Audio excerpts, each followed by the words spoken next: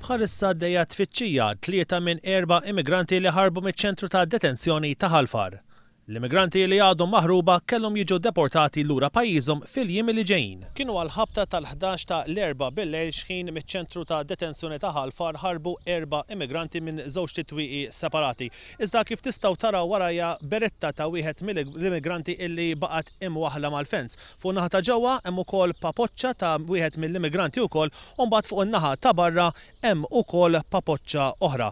Wara illi ħarbu miċ-ċentru ta' detenzjoni l-4 immigranti mbagħad ġibdu bil-ġiri lejn id-direzzjoni ta' Birżebbuġa. Nifhmu li l-immigranti li ħarbu huma minn Niġerja u meqjusin bħala perikolużi.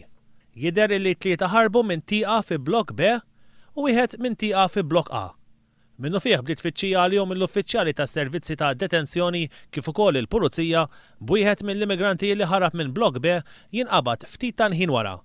Madankollu t-3 immigranti l-oħra baqgħu ma nstabux. One News huwa informat li qabel il-ħarba tagħhom matul il-jum tal-erba' it-3 Niġerjani ġew trasferiti miċ-ċentru ta' detenzjoni ta' Ħalsafi lejn dak ta' Ħalfar sabiex eventwalment jiġu deportati lura n-Niġerja wara li l-applikazzjoni għal status ta' refuġjati ġiet irrifjutata.